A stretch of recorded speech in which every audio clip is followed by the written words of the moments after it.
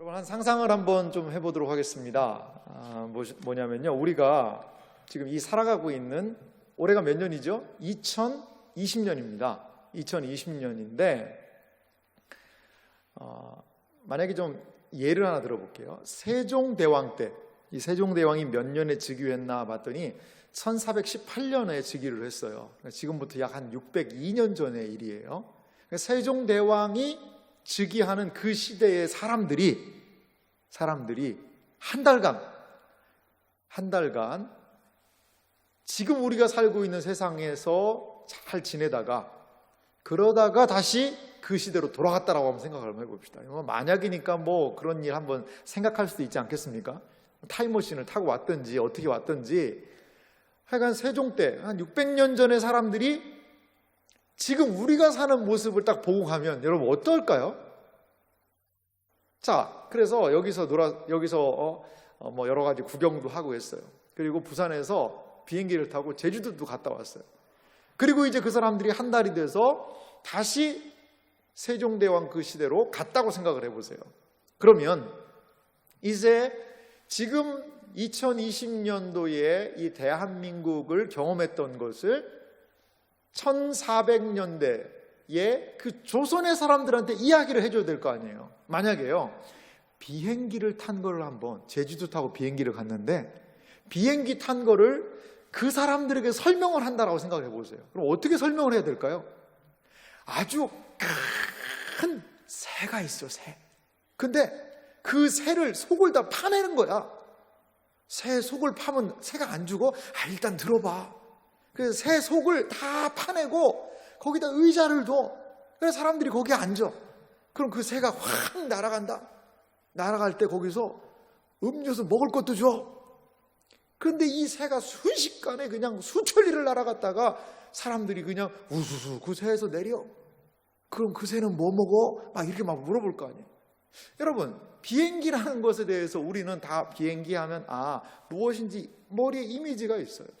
그런데 세종대왕이 살고 있는 그 조선시대 사람들한테 비행기라고 얘기하면 무슨 소리냐? 그 새 속을 파가지고 거기다 의자를 집어넣어서 사람들이 그 새를 타고 다닌단다. 이러한 말로밖에 설명을 못하지 않겠습니까, 여러분? 그렇죠, 여러분? 고개를 한번 끄덕여 주시면 뭐 저만 그런 것 같아가지고 그래요. 그러니까 이 600년이라는 이 시간의 차이를 아무리 그 사람들이 그 당시의 말로 잘 풀어 설명을 한다 하더라도 참 다 설명하기가 쉬울까요? 어려울까요? 어려울 거예요. 오늘 요한계시록 21장, 특별히 새하늘과 새 땅, 오늘은 거룩한 성세 예루살렘에 관한 이야기인데요, 그 부분도 마찬가지인 것 같아요. 사도 요한이요, 뭔가 분명히 봤는데 이걸 다 말로 표현을, 글로 표현을 한다고는 했는데 진짜 좋더라, 정말 좋더라, 너무 좋더라. 그러니까 여기에 뭐가 많이 나와요? 우리 자매님들이 많이 좋아하는 주얼리, 이 보석들이 많이 나오는 겁니다. 그러니까 보석들이. 그러니까 어떻게 표현을 하려니까 할 수는 없고 제일 좋아하는 가치 있는 그것, 이 보석이라는 것을 통하여서 설명을 하고 있는 것이지요. 그러면 인간의 한계, 언어의 한계, 문자의 한계, 경험과 여러 가지의 한계를 가지고 있는 인간의 언어로 기록된 우리가 앞으로 가야 할, 경험할 새하늘과 새 땅은 과연 어떤 것일까? 오늘 성경 말씀을 통하여 분명히 이건 제한적입니다. 분명히 이것은 그 찬란한 영광에 비해서 너무나도 부족한 것일 수 있지만 기록된 말씀을 근거로 하여서 새하늘과 새 땅의 영광이 무엇인지를 우리 함께 살펴보는 은혜가 있기를, 모두에게 있기를 소망합니다. 자, 우리가 지금 계속해서 살펴보고 있는 것은요, 네 번째 환상입니다. 네 번째 환상의 구조는 한 세 가지로 나눌 수가 있는데요, 지난 시간에 우리가 살펴봤던 새하늘과 유인물 보시면요, 새하늘과 새 땅의 도래에 대해서 지난 시간에 좀 살펴봤죠. 새하늘과 새 땅이 어디에서 이루어질 것이냐, 좀 지난 시간에 좀 놀라신 분도 계실 거예요. 그런 부분들을 우리가 좀 같이 살펴봤고요. 오늘은 이 지성소로서의 예루살렘에 대한 부분, 그리고 최후의 에덴으로서의 새 예루살렘, 이 부분들을 좀 살펴보기 원합니다. 거룩한 성 새 예루살렘이 구약 성경의 무엇과 같다? 지성소와 같다는 거죠. 자, 그 의미가 뭔지를 한번 좀 더 구체적으로 좀 보도록 하겠습니다. 21장 9절과 10절을 제가 다시 한번 읽겠습니다. 한번 잘 들어보시기 바랍니다. 7 대접을 가지고 마지막 7 재앙을 담은 7 천사 중 하나가 나와 내게 말하여 이르되 이리 오라.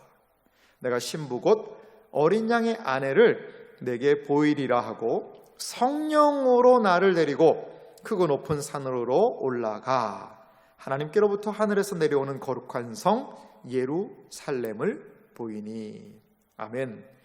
여기에 성령으로 나를 데리고 라는 이 10절의 이 말씀 때문에 이것이 네 번째 환상 엔 푸니마티가 여기 다시 한번 쓰인 것을 우리가 좀 확인할 수 있습니다. 그래서 요한계시록을 네 수로 나눌 때 가장 중요한 성령 안에서가 여기에서도 지금 발견되고 있습니다. 좀 유인물을 통해서 보면요, 요한은 신부 어린 양의 아내를 보게 될 것이라는 말씀을 듣고 거룩한 성 예루살렘을 지금 보고 있습니다. 그런데요, 이 구조가 17장하고 너무나 똑같아요. 17장에는 뭐가 등장했죠? 큰 성 바벨론과 음녀가 등장을 했었죠. 그래서 반가로 이번에도 보면 이 구조는 17장 1에서 3절과 거의 동일합니다. 성경은 의도적으로 바벨론 음녀와 어린 양의 신부 사이를 대조하며 이걸 둘을 부각시키고 있다는 거죠. 자, 구조가 비슷한지 한번 17장 1절에서 3절을 한번 좀 살펴볼까요? 제가 한번 읽어보도록 하겠습니다. 이게 21장 9절과 9절 10절과 얼마나 좀 유사한지 구조를 한번 살펴보세요. 또 7 대접을 17장 1절입니다. 7 대접을 가진 7 천사 중 하나가 와서 내게 말하여 이르되. 자, 21장 9절도 7 대접을 가지고 마지막 7 재앙을 담은 7 천사 중 하나가 내게 왔다고 그랬죠. 똑같은 거예요, 구조가. 17장 계속 읽을게요. 1절 이리로 오라. 많은 무리에 앉은 큰 음녀가 받을 심판을 내게 보이리라. 3절은요, 곧 성령으로 나를 데리고 10절과 유사합니다. 광야로 가니라. 내가 보니 여자가 붉은 빛 짐승을 탔는데. 자, 이렇게 여러분 17장 1절에서 3절 그리고 21장 9절에서 10절이요, 구조가 똑같습니다. 7 대접을 가진 7 천사 중 하나가 와서 이리로 오라 라는 말도 똑같고요, 내게 보이리라는 말도 똑같고요, 성령으로 나를 데리고 엔푸니마티까지 똑같아요. 그래서 보이니, 보는, 이렇게 17장과 21장을 분명하게 대조를 시키고 있어요. 그래서 요한계시록은요, 요한계시록 마지막 부분은 지난번에도 말씀드렸지만 두 여인에 관한 이야기입니다. 첫 번째 여인은 누굴까요? 세상의 상징인 음녀. 또한 마지막은요, 어린 양의 아내 신부. 그러니까 음녀와 신부, 또 큰 성 바벨론과 거룩한 성 예루살렘. 요한계시록 17장에서부터 22장 마지막 세 번째 환상과 네 번째 환상의 이야기는 두 여인, 두 성에 관한 이야기라는 것이죠. 음녀와 신부요, 큰 성 바벨론과 거룩한 성 예루살렘, 이 둘을요 마지막에 명확하게 대비를 시켜주고 있는 것을 우리가 좀 생각해 볼 수가 있습니다. 이 구조를 통해서도 확인되는 바입니다. 계속해서 유인물 좀 볼게요. 3번 보면요, 음녀의 단장은 국가와 공모하여 그리스도인을 박해하며 믿음을 버리고 타협하도록 그리스도인을 미혹하는 세상의 세력, 그것이 바로 음녀의 단장을 의미합니다. 어린 양의 신부의 단장, 치장은 그의 순결한 행실, 그 행실의 결과로 정당성이 입증된 상태를 의미하는 것이 신부의 단장의 의미입니다. 계속해서요, 음녀는 하나님을 반대하는 인간 문화를 상징하고 신부는 하나님께 충성된 구속받은 공동체를 의미한다는 것이죠. 이게 그레고리 빌이라는 아주 요한계시록에 정통한 사람, 이게 참 정리를 잘해놓은 것 같아요. 음녀는 누구라는 거죠? 하나님을 반대하는 인간에 대한 문화를 상징하고요. 그리고 신부는 하나님께 충성된 구속받은 공동체, 이 교회 공동체죠. 그래서 요한계시록 12장에도 해를 옷 입고 달을 발 삼은 그 별이 비치는 이러한 그 여인, 아주 신비로운 여인을 바로 교회를 상징한다라고 말씀드린 적이 있습니다. 그래서 가로 6번에도 보면요, 거룩한 혼인, 어린 양의 아내 신부와 어린 양의 혼인이 이루어졌고, 교회와 그리스도와 교회는 이제 남편과 아내로 영원토록 새하늘과 새 땅에서 살게 되는 것을 이 내용을 통하여 우리에게 보여주고 있습니다. 그러면 구체적으로 이제 그리스도와 어린 양의 아내가 영원히 함께한다는 것을 보여준다면, 이제 거룩한 성, 이 거룩한 성은 어떠한 모습을 보이고 있는지를 우리가 좀 살펴보도록 하겠습니다. 먼저 이 성의 아름다운 모습을 좀 볼 수가 있는데요, 11절 말씀, 중요한 말씀인데 우리 한 목소리로 11절만 읽어보도록 하겠습니다. 하나님의 영광이 있어 그 성의 빛이 지극히 귀한 보석 같고 벽옥과 수정같이 맑더라. 아멘. 여기 오늘 11절은요, 그 유인물도 내용도 한번 계속 보세요. 이 거룩한 성의 핵심이 뭐라는 거죠? 이 거룩한 성의 핵심이요, 이 성에 뭐가 있는 거죠? 하나님의 영광이 있다는 거예요. 그 성에 하나님의 영광스러움이 그 성 가운데 있다는 것을 우리에게 지금 보여주고 있습니다. 그리고 하나님의 영광은 그의 백성들 가운데 하나님이 거하시는 뭐를 상징하는 거죠? 임재를 상징한다는 거죠. 하나님의 임재, 그것이 바로 하나님의 영광이라는 거예요. 진정한 영광은 무엇일까요? 그래서 이건 사도 요한도 얘기하는 거예요. 요한복음 1장을 통하여서 말씀 육신인데요, 우리 가운데 거하심에 독생자의 영광이다. 독생자를 통한 하나님의 영광이라는 거죠. 예수 그리스도를 통하여 하나님의 임재, 임마누엘이 성취된 것, 그게 진정한 이 땅에서 우리가 만나게 되는 영광이라는 거예요. 그 성, 거룩한 성의 핵심은 바로 하나님의 영광인데, 하나님의 영광은 그 성에 하나님이 사시는 거예요. 이것은 교회가 추구해야 되는 가장 중요한 가치인 것입니다. 여러분, 우리가 이 땅을 살아갈 때 예배당도 짓고 여기에서 모여서 찬양하고 기도하고 예배를 드려요. 근데 여기 하나님이 안 계세요. 하나님의 영광을 볼 수가 없어요. 그러면 우리가 모여서 드리는 예배, 말씀을 나누고 하는 게 하나님이 떠나시면 무슨 의미가 있을까요? 아무리 초가 삼간이라 하더라도, 아무리 연약한 사람들이 모여있다 하더라도 거기에 하나님께서 임재하신다면 그곳은 천국과 가장 가까운 곳이 될 줄 믿습니다. 교회가 추구해야 되는 것이 무엇일까요? 하나님의 영광인 줄 믿습니다. 교회는 크기, 건물, 많은 물질적인 그러한 것들을 추구하기 이전에 가장 먼저 하나님의 영광이 이곳에 임하시기를, 하나님의 임재가 이곳에 임하시기를, 우리가 하나님을 경험하기를, 우리가 하나님을 알기를, 하나님이 누구이신지가 우리 공동체 가운데 나타나기를 구해야 되는 것, 이것이 바로 새하늘과 새 땅, 거룩한 성 새 예루살렘을 닮은 이 지상교회가 추구해야 되는 가치라는 것입니다. 새하늘과 새 땅, 그 거룩한 예루살렘, 그 성을 닮은 우리 교회가 되기를 간절히 소망합니다. 유인물 한번 계속 보시겠어요? 두 번째 이제 보석 얘기가 나오는데요, 이 보석은 인간의 관점에서 가장 가치 있는 것으로 그 광채와 순도를 통해 하나님의 영광을 나타낸다. 여기에도 이제 보석이 좀 나오는데요. 하나님의 영광이 있어 그 성의 빛이 지극히 귀한 보석 같고 벽옥, 수정같이 맑더라라고 이야기합니다. 여러분, 이 맑더라라는 그런 표현은 원어에 더 충실하게 한다면은 이 빛난다는 겁니다. 반짝반짝 빛나잖아요. 여러분, 우리 여성분들이 좋아하는 게 뭐죠? 보석인데 그 중에 다이아라는 걸 좋아하죠. 다이아몬드.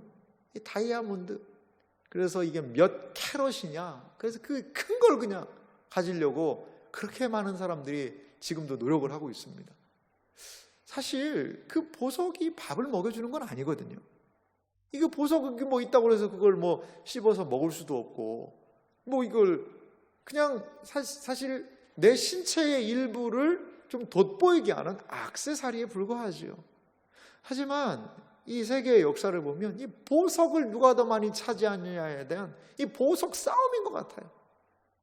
이 다이아몬드 몇 캐럿이네 몇 캐럿이네 그것들을 발견한 걸 보면 이 사람들의 이 보석에 대한 그러한 관심은요 엄청난 것 같습니다.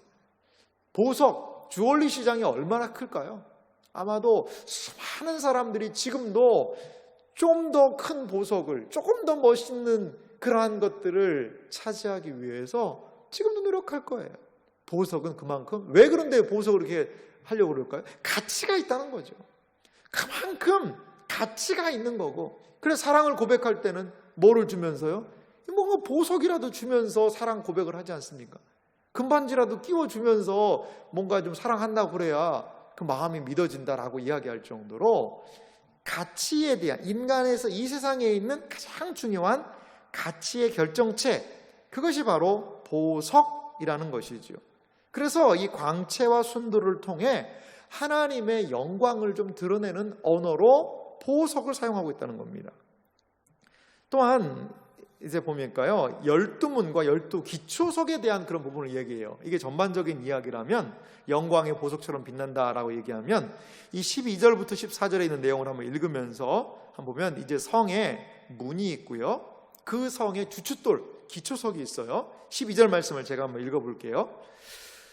크고 높은 성곽이 있고, 상상해 보시죠. 성곽이 있습니다. 12문이 있는데 문에 12천사가 지키고 있습니다. 그 문 위에 이름을 썼으니 이스라엘 자손 12지파의 이름들이라. 동쪽의 셈은, 북쪽의 셈은, 남쪽의 셈은, 서쪽의 셈은이니 그 성의 성곽에는 12기초석이 있고 그 위에 어린 양의 12사도의 12 이름이 있더라.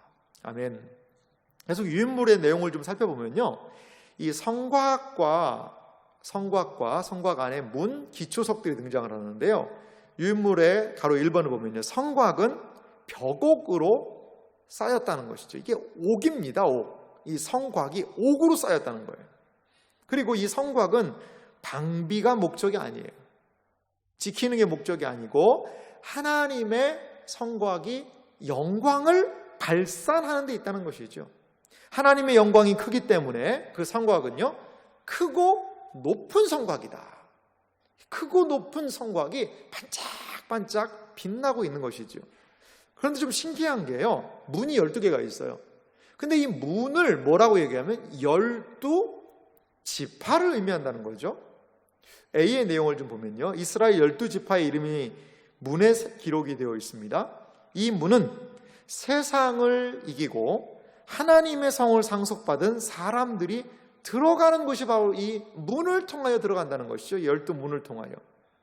자, B 내용도 보면요, 12문의 각 문은 한 개의 큰 진주. 이게 이제 원어로 보면 이제 우리 한글 성경은 그냥 21절에 12진주다, 12문은 12진주다라고 얘기했는데, 원어로 보면 그 진주가 한 개입니다. 진주가 막 여러 개가 박힌 게 아니라 한 개의 그냥 큰 진주로 만들어졌다는 겁니다. 이 당시 진주는요, 각종 보석 가운데서도 가장 값비싼 품목으로 다이아몬드와 함께 간주되었다고 합니다. 이 문에 대한 이야기가 나오니까요, 21절도 한번 보시겠어요? 21절 말씀 제가 읽겠습니다. 그 12문은 12진주니 각 문마다 한 개의 진주로 되어 있고 성의 길은 맑은 유리 같은 정금이더라. 12문에 12진주가 있다는 것이죠. 여러분, 진주라는 것은 이 다른 보석들은 다 뭐냐면 광물입니다. 땅에서 캐서 얻은 보석들이죠. 그런데 진주는 출처가 좀 다르죠. 출처가 달라요. 진주는 조개가, 이 비단 조개가 그 안에 사실 이 진주라는 것은 이물질이죠. 이물질. 그 이물질이 조개의 살을 찢고 들어온 거예요. 그러니까 조개가 이게 살이 찢어지니까 얼마나 아프겠어요. 그러니까 아프니까 조개가 계속 어떤 액을 내서 그거를 계속 감싸는 거죠. 그래서 그게 커져가지고 그 기록들을 보면 진주가요 몇십 킬로짜리도 있더라고요. 이렇게 큰 것도 있더라고요. 그런 큰 진주들이 있는데 그 진주, 그 조개의 고통을 통하여서 얻어진 산물이 바로 이 진주라는 보석이라는 거죠. 그래서 진주는요 그 의미 자체가 더 값진 것 같아요. 그런데 여러분 상상을 해보세요. 우리가 들어가는 문이 무슨 문이라는 거예요? 12문인데요 그게 무슨 문이에요? 진주문이에요. 상당히 좀 의미가 있지 않겠습니까? 우리가 새하늘과 새 땅 거룩한 성 예루살렘에 들어가는데 그 들어가는 문에 진주가 큰 진주로 되어 있다는 거죠. 그것은 무엇을 상징할까요? 이 땅에서의 신자의 삶이 마치 진주가 이 조개 안에서 형성되는 것과 같이 그 조개가 고통 가운데서도 그 진주를 품고 품어서 마침내는 보석으로 만들어내는 것과 같이 우리 신자의 삶이 그러한 것이 아닐까요? 신앙생활하면 무슨 일을 만나든지 만사형통하리라 할렐루야 아멘. 잘되고 더 잘되고 더 잘됩니다 할렐루야 아멘. 그러면 얼마나 좋아요. 물론 하나님께서 형통하실 거예요. 합력하여 선을 이루게 하실 겁니다. 하지만 그 과정 속에서 우리 신자들이 만나게 되는 어려움 우리 알잖아요.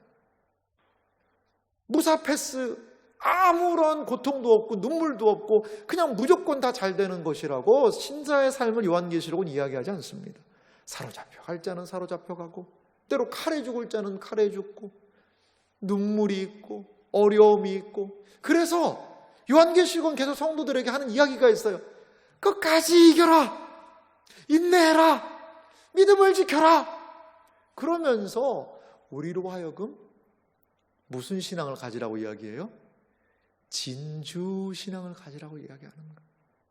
고통이 있지만 끝끝내 그 비단 조개가 그 진주를 그 속에서 품어내서 가장 아름다운 보석, 이 눈물과도 비교되는 그 진주를 이 세상에 드러내게 하듯이 12진주문을 우리 들어갈 때에 아마 우리 눈에서 눈물이 날 것 같아요.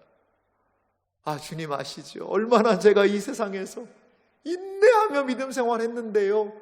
그러면서 그 진주를 보면서 그 의미를 생각하면서 우리 기쁨과 환희의 눈물을 흘리지 않을까 이러한 생각이 듭니다. 이렇게 12문은 그 진주로 되어 있어서 그 문으로 들어가는 사람들에게 그 문에 들어가는 가치를 우리에게 일러주고 있습니다. 또 유인물계석 보면요, 세 번째로 보면 12기초석이 있습니다. 이 12기초석은 뭐라고 얘기하냐면 12사도다 이렇게 이야기하는데요, A의 내용을 좀 보면요, 이 기초석은 성전의 기초석과 같이 아름다움과 견고함을 위하여 취한 큰 돌이라는 것이죠. 이 성곽을 쌓을 때 기초들을 놓고 그 위에다가 쌓아야 되잖아요. 12개의 센터의 역할을 하는 그런 기초석들이 놓여 있는데 그것을 계시록은 뭐라고 얘기했죠? 12사도다. 그래서 12사도는 교회에 대한 상징을 의미하죠. 계속해서 유인물 보면요, 교회는 어떤 곳이냐면 사도들과 선지자들의 터 위에 세우심을 입은 것으로 사도들과 선지자들의 사역과 증언이 교회를 떠받치고 있는 기초임을 의미한다는 것이죠. 12기초석, 그것은 사도들인데 그 사도들의 가르침 위에 무엇이 교회가 든든히 서 있듯이 새하늘과 새 땅, 거룩한 성 새 예루살렘은 이러한 사도들의 토대 위에 굳건하게 서 있다는 것이죠. 계속해서 유인물 보시면요, 12기초석의 보석들은 새 창조시 하나님께로부터 부여된 교회의 영광이라는 것이죠. 자, 19절부터 그 성곽의 기초석의 12가지 보석에 대해서 열거를 합니다. 이 보석의 의미는 어떤 거냐면 하나님께로부터 부여된 교회의 영광이라는 것이죠. 교회의 영광스러움, 12기초석 사도들의 터 위에 세워진 그 교회의 영광스러움은 여기에 이야기하고 있는 12가지의 보석, 첫째 기초석은 벽옥이요, 둘째는 남보석이요, 셋째는 옥수요, 넷째는 녹보석이요, 다섯째는 홍만호요, 여섯째는 홍보석이요, 일곱째는 황옥이요, 여덟째는 녹옥이요, 아홉째는 담황옥이요, 열째는 비치옥이요, 열한째는 청옥이요, 열둘째는 자수정이라. 이 자수정 하나밖에 모르겠네요, 우리는. 여러분, 이렇게 온갖 가장 값진 보석들을 이 12기초석과 비교하고 있다는 것이죠. 이것은 교회의 영광스러움을 나타내주고 있다는 것이죠. 그래서 새 창조로서 유인물 보면요, 하나님의 영광을 드러내고 또한 영화된 인류의 모습을 이 보석을 통하여 나타낸다는 것이죠. 보석이 반짝반짝 빛나듯이 이 세상에서 승리한 교회의 영광이 저 새하늘과 새 땅에서도 아름답게 빛난다는 것이지요. 주님을 영광을 드러낸다는 것이지요. 또한 하나님께서 영화된 가장 아름다운 모습으로 교회를 꾸미신다는 의미도 있어요. 만약에 신부가 있다고 생각해 보세요. 신부가 있는데 이 머리띠를 했는데 머리띠가 다 이 다이아몬드에다 머리띠를 이 큐빅같이 박았고요. 막 귀도 그냥 진주에다가 여기에 뭐 손가락에는 10개에다 다이아 반지를 끼고 여기에다가는 뭐 금으로 해서 하고 이렇게 반짝반짝한 모습으로 여러분 신부가 서 있다고 생각해 보세요. 얼마나 아름답죠.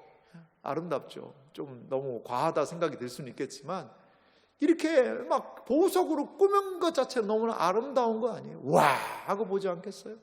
인도의 어떤 사람은 하도 돈이 많아가지고요, 금으로 옷을 짜서 입었더라고요. 금으로. 그 기사에 보니까 금으로 옷을 짜가지고 금옷을 입더라고요. 그 사람 이제 칼에 찔려 죽었다고 그러더라고요. 자랑하다가 이제 돈 뺏겨가 강도들이 와가지고. 근데 보니까 금으로 옷을 만들어가지고 입었어요. 금으로. 그 금옷 입고 다니면 어떨까요? 좀 불편하긴 할 것 같아요. 부드럽진 않을 거 아니에요. 근데도 내가 이 정도 돈 많은 사람이라는 것을 드러내지 않습니까? 교회도 마찬가지예요. 주님께서 인내하고 수고하고 땀 흘리고 눈물 흘리고 잠을 자지 못하면서 기도하고 내 용돈도 써가지 못하면서 또한 헌금하고 하나님을 위하여 애쓰고 수고한 그들의 모든 노고를 더욱더 아름답게 보석과도 같이 찬란하게 또한 빛나게 하실 것이라는 것이죠. 인내한 그들은 하나님의 영광을 드러냅니다.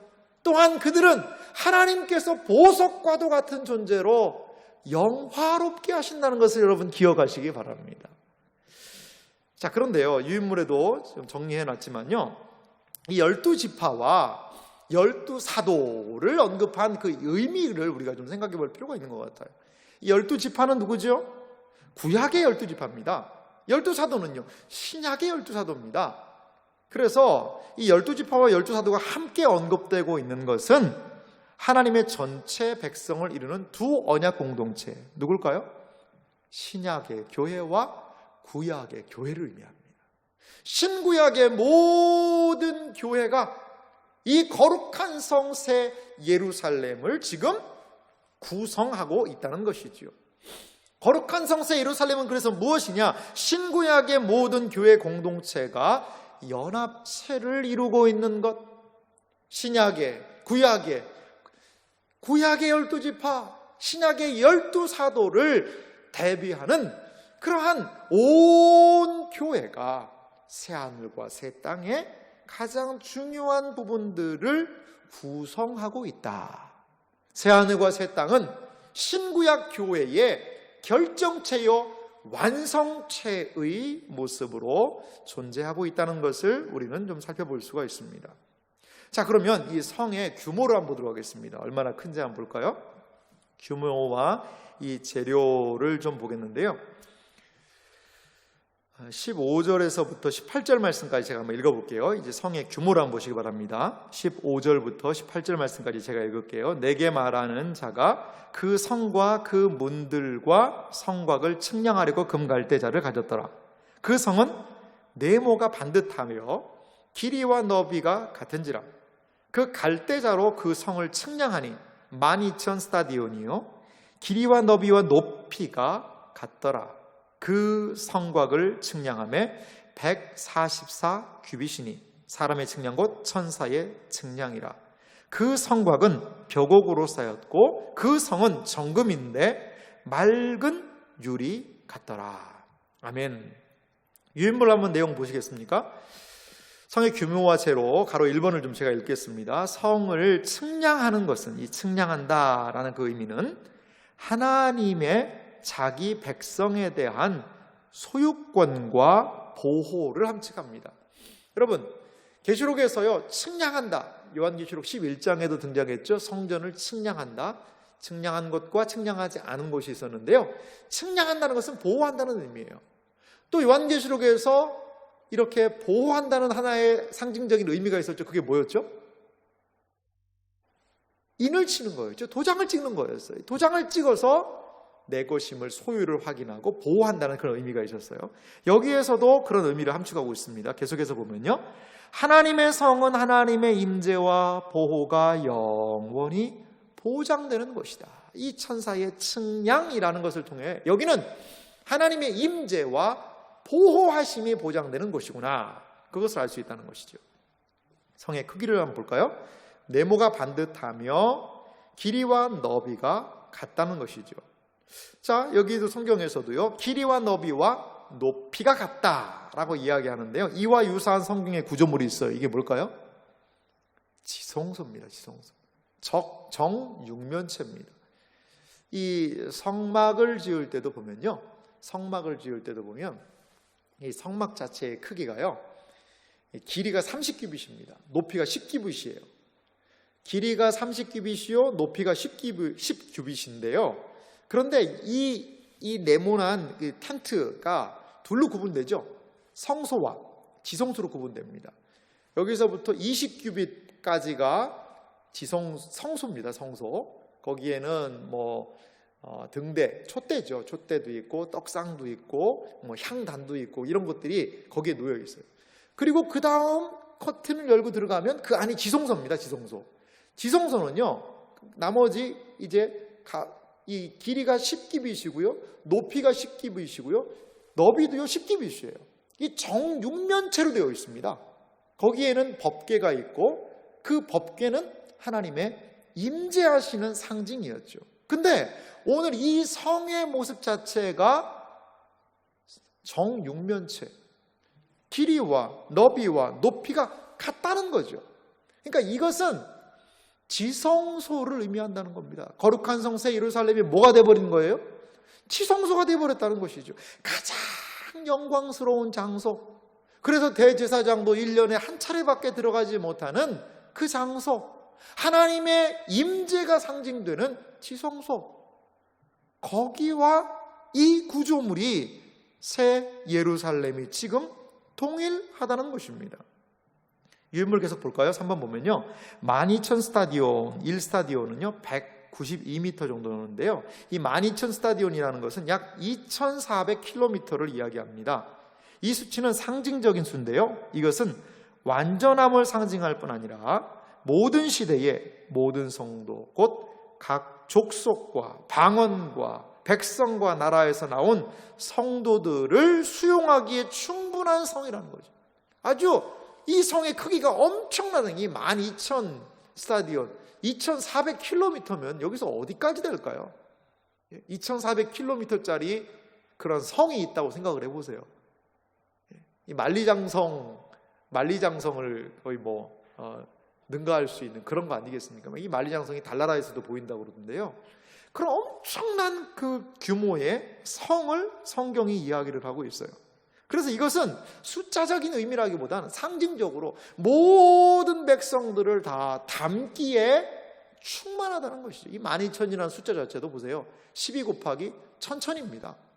그래서 하나님의 천은 완벽한 그런 의미가 있거든요. 이 10이라는 것은 하나님의 백성을 의미하는 숫자이기도 합니다. 그런 측면들이 있고요. 이 성곽을 보면요, 4번을 보면 성곽은 크기는 상대적으로 좀 낮은데요. 이게 144규빗입니다. 환산하면 650m 정도 된다고 그래요. 650m, 이것도 엄청난 높이죠. 하지만 12,000 스타디온에 비하면, 그거에 비하면 상대적으로 낮다는 거겠죠. 이 144라는 숫자도 어떻게 나올까요? 12 곱하기 10입니다. 12 곱하기 12. 그러니까 이 요한계시록에서는 12지파, 12문, 12기초석, 12사도, 이 12라는 숫자를 상당히 즐겨 사용하고 있습니다. 10이라는 것은 전체 백성에 대한 그러한 의미라고 생각해 볼 수가 있는 것 같아요. 성곽의 목적은 적으로부터 침입을 막는 것이 아니라 아름다움과 이 경계선에 있다. 우리가 좀 생각해 볼 수가 있고요. 성의 재료 한번 보도록 하겠습니다. 금, 보석, 진주가 성을 건설하는 재료로 사용되었고요. 성 자체는 맑은 유리 같은 정금으로 건축됐다는 것이죠. 특별히 6번을 보면요, 맑은 유리 같은 정금이 있는데요, 땅의 금은 투명하지 않죠. 근데 어떻게 맑은 유리 같은 정금이 있을까요?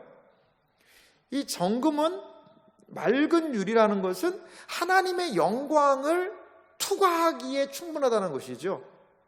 땅의 금은요, 투명하지 않습니다. 그것을 통해서 하나님의 영광을 밝게 비춰줄 수가 없다는 것이죠. 21절 한번 보시면요, 그 12문은 12진주니 각 문마다 한 개의 진주로 되어 있고 성의 길은 맑은 유리 같은 정금이더라. 뭐가요? 성 안에 길이 있어요. 길이 근데 뭐예요? 정금이에요. 길이 금입니다.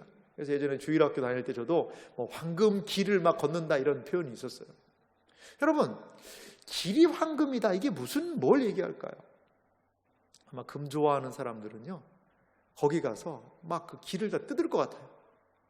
막 뜯어가지고 막 붙일 것 같아요. 이게 왜냐면 금이잖아요. 이게 어떻게 그걸 밟고 다녀요?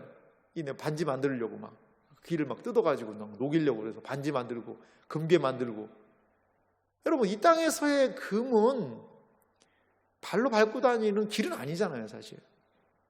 그러니까 여기서 우리가 좀 알 수 있는 게 있는데요, 이 새하늘과 땅은 가치가 좀 전도됐다는 거죠. 길이 금이에요. 길이. 여러분, 아무리 여러분들이 아스팔트를 사랑한다 하더라도, 오늘 가면 교회 마당도 아스팔트지 않습니까? 아스팔트를 깨가지고 목걸이를 만들고, 아스팔트를 깨가지고 그걸 가지고 막 반지를 만들고, 이 아스팔트를 막 벽돌같이 만들어가지고 집에다가 숨겨놔서 간수를 하고, 이렇게는 안 하잖아요. 아스팔트가 아무리 좋다고 그래도. 그건 뭡니까? 차나 사람들이 다니는 길이에요. 길이에요. 천국에서는 아스팔트가 깔린 게 아니라 금이 깔려 있다는 거죠. 더 이상 사람들이 금을 숭배하고 우와 금이 최고다, 이거 안 하는 거예요. 이 세상에서 금 좋아하는 사람이 천국 가면 그 바닥재로 뜯어가지고 막 여기다 붙이고 다니고, 이게 말이 되겠습니까? 이게 안 되는 거죠. 천국은요, 이 땅에서 있는 가치가 전복된 곳이라는 거죠. 그렇기 때문에 하나님의 백성만이 그곳에, 온전한 백성만이 그곳에 들어가는 거예요. 마치 한 사람이, 이 욕심 많은 사람이 그 천국 들어가면 어떻게 되겠습니까? 이 바닥이 난리가 나겠죠. 하도 여기 깨고 저기 깨가지고 여기다 감추고 저기다 감추느라고 말이죠. 이 세상에서 가장 중요한 금이라는 가치가 바닥 재료가 되는 그곳, 이 세상에서 가장 중요하게 여기는 것들이 거기에서는 가장 바닥에 있는 그곳, 가치가 전도된 곳임을 우리는 이 말씀을 통하여 조금은 더 깊이 생각해 볼 수 있지 않나 생각이 듭니다. 여러분, 이 세상의 가치, 이 세상이 좋아하는 것만을 너무 따라가지 마시기 바랍니다. 때로 하나님이 기뻐하시는 것, 새 하늘과 새 땅의 가치, 그것을 우리가 우리의 마음에 받아들이고 그 하나님을 의지하며 사시는 여러분들이 되시기를 간절히 소망합니다. 그런데요, 이것이 우리 자연인의 본성으로는 너무나 어려운 거예요. 여러분, 금을 싫어하는 사람이 어디 있을까요? 금 다 좋아합니다. 이 세상의 가치를 다 좋아해요. 그것을 막 추구하고 따라갑니다. 그런데 그것만이 다가 아니다라고 성경이 우리에게 일러주고 있고, 하나님의 말씀이 참된 가치를 하나님 말씀 안에 보여주고 있다는 사실을 믿으시기 바랍니다.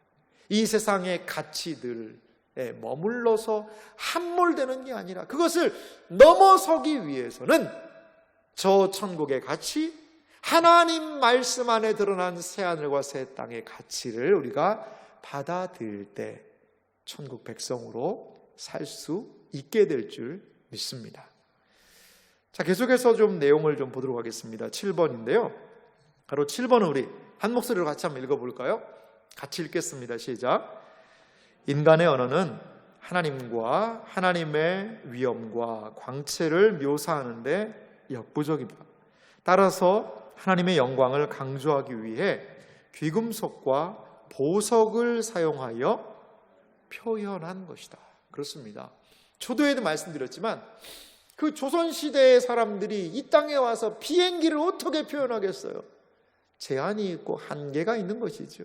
마찬가지로 사도 요한이 분명히 하나님의 영광스러움을 보았지만 그 시대의 언어와 그 시대의 경험의 한계 속에서 그 시대가 가장 귀하게 여겼던 가치, 금, 은, 귀금속, 보석, 이러한 것을 통하여서 하나님의 영광을 표현하고 있다는 것을 우리가 좀 생각해 볼 수가 있습니다. 여기서 끝나야 되는데 뒷면에 또 있습니다. 뒷면에 또 있습니다. 좀 뒷면, 새 예루살렘에 그러면 좀 모습을 좀 오늘 여기까지만 좀 하겠는데요. 한번 좀 살펴보도록 하겠습니다. 이 새 예루살렘의 이 상태인데요. 22절부터 해서요. 제가 27절 말씀까지 요한계시록 21장 22절부터 한번 읽을 테니까요. 새 예루살렘이 어떤 모습인지 한번 생각해 보면서 말씀을 들어보시기 바랍니다. 제가 22절 말씀 읽겠습니다. 성 안에서 내가 성전을 보지 못하였으니 이는 주 하나님 곧 전능하신 이와 및 어린 양이 그 성전이심이라. 그 성은 해나 달의 비침이 쓸데없으니 이는 하나님의 영광이 비치고 어린 양이 그 등불이 되심이라. 만국이 그 빛 가운데로 다니고 땅의 왕들이 자기 영광을 가지고 그리로 들어가리라. 낮에 성문들을 도무지 닫지 아니하리니 거기에는 밤이 없음이라. 사람들이 만국의 영광과 존귀를 가지고 그리로 들어가겠고 무엇이든지 속된 것이나 가증한 일 또는 거짓말하는 자는 결코 그리로 들어가지 못하되 오직 어린 양의 생명책에 기록된 자들만 들어가리라. 아멘. 이 거룩한 성 새 예루살렘, 거룩한 성 새 예루살렘의 가장 중요한 핵심은 무엇일까요? 하나님의 영광입니다. 하나님의 영광을 드러내는 매개물로 보석, 금, 맑은 정금을 표현하고 있습니다. 이 예루살렘 성은 하나님의 영광을 드러내고 있는데 그 12 기초석이 가장 아름다운 보석으로 빛나고 있고 이 성벽, 성곽은 옥으로 되어 있고 또한 그 문에는 진주들이 있고 이 성의 찬란한 모습, 그 안의 길들은 정금으로 되어 있는 그러한 너무나도 화려하고 아름다운 이 성에 대해서 이야기를 했습니다. 그러면 이 성의 모습이 우리에게 보여주고 있는 것, 또한 그 성에서는 과연 어떤 일이 벌어지고 있느냐, 이것을 우리가 좀 생각해 볼 필요가 있어요. 근데 제가 이제 성경을 좀 가르치고 하다 보니까 어떤 성도님이 이런 질문을 하더라고요. 목사님, 새하늘과 새 땅에 자기가 엄청 사모했는데 조금은 좀 실망이 된다는 거예요. 그래서 뭐가 그렇게 실망이 되세요? 하고 제가 물어봤어요. 그랬더니 자기는 이 차가운 걸 좀 싫어한다는 거예요. 근데 새하늘과 새 땅이 순전 보석이면 얼마나 차겠냐 이거예요. 자기는 불가마 좀 뜨뜻한 게 좋은데 엄청 추울 것 같다는 거예요.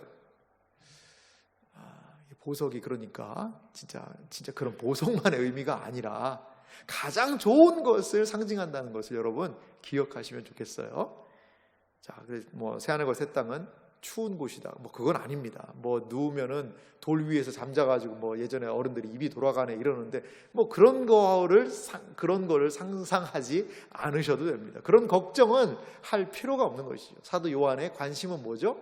가장 찬란하게 하나님의 영광을 드러내고 있다. 마치 보석들이 다이아가 반짝반짝반짝 하면서 그 빛을 발광하듯이 하나님의 영광이 그 성 전체에 화려하게 드러나고 있다는 것을 우리에게 나타내 보여주고 있다는 거죠.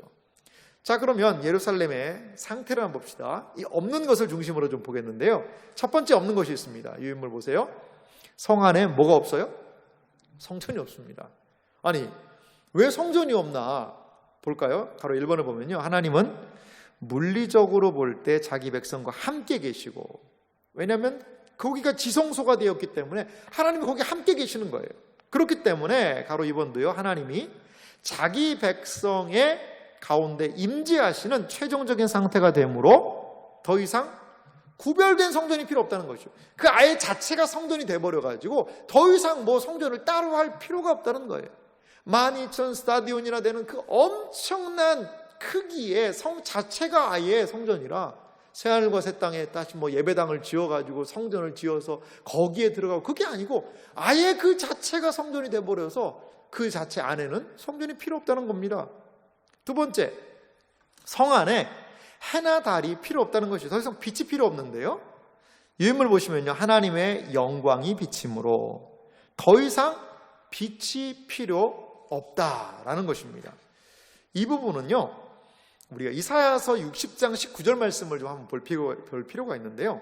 이사야서 60장 19절을 좀 보면은요. 제가 읽겠습니다. 다시는 낮의 해가 내 빛이 되지 아니하며 달도 내게 빛을 비추지 않을 것이요 오직 여호와가 내게 영원한 빛이 되며 내 하나님이 내 영광이 되리니. 이사야서에 오늘 말씀과 좀 유사한 말씀이 있어요. 하나님께서 영광이 된다는 것이죠. 하나님께서 영원한 빛이 되신다는 것이지요. 이사야 선지자가 소망하고 바라보았던 그 예언이 지금 이 새하늘과 새 땅에서 성취되고 있음을 우리는 봅니다. 계속해서 유인물 보면요. 하나님의 임재의 영광이 성전을 가득 채우는 것처럼 하나님의 영광의 빛이 새 예루살렘을 가득히 채워서 해나 달의 비침이 쓸데없게 된다는 것입니다. 우리 에스겔 43장 2절 말씀도 한번 좀 보면요. 제가 준비했는데 한번 읽어드릴게요. 보세요. 하나님의 영광이 이스라엘 하나님의 영광이 동쪽에서부터 오는데 하나님의 음성이 많은 물소리 같고 땅은 그 영광으로 말미암아 빛나니. 하나님의 영광을 빛으로 상징했습니다. 이 에스겔서도 하나님의 오심을 빛이 오심에다라고 이야기하고 있었다는 것이죠. 그러니까 하나님이 그 성에 계시니까 그 빛이 너무나도 찬란한 거예요. 그 영광이 찬란한 것입니다. 새하늘과 새 땅의 영광이 무엇입니까? 그것은 하나님이 임마누엘이 되셔서 거기에 계시다는 것이죠. 에스겔이 바라보았던 마지막 비전, 여호와 삼마, 하나님이 여기에 계신다라는 그것이 새하늘과 새 땅에서 완벽하게 실현되었다는 것입니다. 계속해서 3번도 보면요. 어린 양의 등불은 어두운 데에 빛이 비치라 말씀하셨던 그 하나님이 예수 그리스도의 얼굴에 있는 하나님의 영광을 아는 빛을 우리 마음에 비추셨느니라. 이게 고린도후서 4장 6절 말씀인데요. 이 말씀이 진정으로 성취됐다는 것이죠. 이게 어린 양이 등불이 된다는 의미가 예수 그리스도의 얼굴의 그 빛, 하나님의 영광을 발산하는 그 빛이 우리의 마음에 비친다라고 했는데 실제적으로 어린 양이 등불이 되셔서 드러낸다는 것이죠. 하나님의 영광을 가장 잘 드러내는 것이 무엇일까요? 예수 그리스도십니다. 말씀이 육신이 되어서 우리 가운데 거하시고 독생자가 하나님의 영광을 보여준다고 그랬어요. 우리는 예수 그리스도를 알면 알수록 하나님의 영광스러움을 알 수 있다는 것을 기억하시기 바랍니다. 예수 그리스도는 새하늘과 새 땅에서도 하나님의 영광을 가장 아름답게 드러내시는 분이시라는 것입니다. 신약의 성도들이 새하늘과 새 땅을 가기 전에 하나님의 영광을 어디를 통해 발견할 수 있을까요? 예수 그리스도를 알고 예수 그리스도 안에서 하나님의 영광스러움을 볼 수 있다는 것을 여러분 기억하시기 바랍니다. 교회의 영광은 그래서 예수 그리스도를 드러낼 때에 그 안에서 하나님의 영광을 보게 된다는 것을 여러분 기억하시기 바랍니다. 또한 계속해서 유인물을 보면요, 성 안에 다들 문이 필요가 없다는 거죠. 왜 그럴까요? 하나님이 통제하시고 모든 악이 파괴되었기 때문에 더 이상 성문을 닫을 필요가 없다는 것입니다. 이번도요, 문이 열려있기 때문에 만국은 자유롭게 들어올 수 있고, 그렇게 할 때 그들은 거룩한 성 안으로 만국의 영광과 존귀를 가지고 들어간다는 것이죠. 문이 열려 있어요. 3번이 중요한데요, 땅의 왕들은 자신들의 영광을 하나님의 영광 앞에 헌납해요. 만국이 그 빛 가운데로 가고 왕들이 자기 영광을 가지고 그리로 들어간다는 그 표현입니다. 그래서요, 이는 만국과 왕들이 그 영광을 상실하는 것이 아니라, 이 하나님께 드려버리면 영광이 없어져 버리고 상실해 버리는 것이 아니라 어떻게 된다는 것이죠? 자신들이 지녔던 영광의 근원이 하나님 안에 있었다는 것을 인식한다는 것이죠. 내가 이 세상에서 왕으로서 가지고 있던 그 영광, 그 모든 것들은 하나님이 주신 거였구나 라고 이 세상에서 잠시 누렸던 영화들을 왕들이 다시 하나님께 돌려드리는 것이지요. 마치 장로들이 면류관을 벗어서 하나님께 드리며 엎드려서 하나님께 경배하는 것과 같이, 이 세상에서 교회가, 이 세상에서 우리가 잠시라도 영광을 누렸다면 그 모든 영광의 진정한 출처이신 하나님께 다시 고백하며 돌려드리는 것이 바로 이것이라는 것입니다. 마지막으로 네 번째 보면요, 성 안에 부정하거나 수치스러운 것이 없다는 것이죠. 영원한 성은 순전하고 거룩한 공간이 될 것입니다. 그곳을 더럽히는 자들은 결코 들어올 수 없습니다. 특별히 이번에 보면 거짓말하는 자는 승리한 성도들과 반대되는 사람들입니다. 거짓 그리스도인들과 거짓말하는 이방인들 모두를 묘사하고 있습니다. 생명책에 기록된 자들만이 그 거룩한 성에 들어가는데요, 이것은 고대 도시들의 시민 명부, 이 명부에 들어간 사람만 성에 들어가는 것과 유사해요. 구약시대의 이스라엘 백성의 명단과 유사한 모습이 이 생명책에 기록된 자들만 들어간다라는 것을 통하여서 우리가 생각해 볼 수 있습니다. 4번도 보면요, 하나님의 뜻에 복종하지 않는 사람은 열린 문으로 들어가지 못하고 하나님의 치유하시고 생명 주시는 임재에서 영원히 배제될 것이다 라는 것이죠. 하늘에 거룩한 성 새 예루살렘의 문이 열려 있습니다. 활짝 열려 있습니다.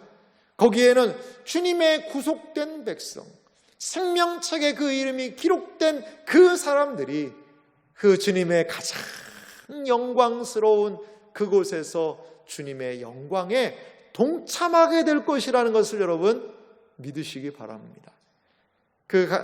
마지막 부분 우리 한 목소리로 좀 같이 읽어볼까요? 정리하는 내용인데요, 같이 한번 읽어보겠습니다. 거룩한 성 새 예루살렘은 하나님의 영광을 지속적으로 나타내고 있으며 신구약의 교회 공동체가 그 영광에 동참하고 있고 만국의 구속받은 백성을 그 영광으로 초청하고 있다.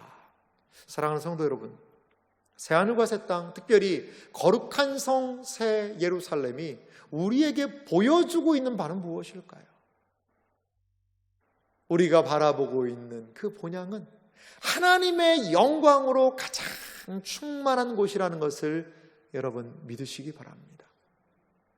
저 새하늘과 새 땅, 거룩한 성 새 예루살렘을 우리 교회가 본받아야 될 줄 믿습니다.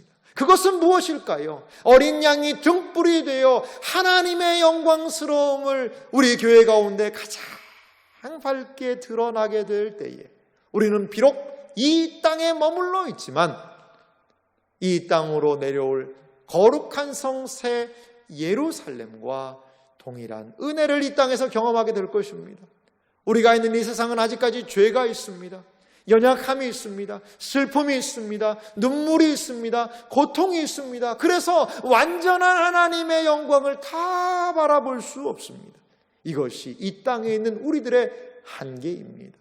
하지만 우리가 예배로 모일 때마다 그리스도의 영광을 바라봅시다. 하나님의 영광을 추구합시다. 이것이 바로 거룩한 성 새 예루살렘을 기대하고 소망하는 성도들, 교회가 이 땅에서 추구해야 하는 가치인 줄 믿습니다.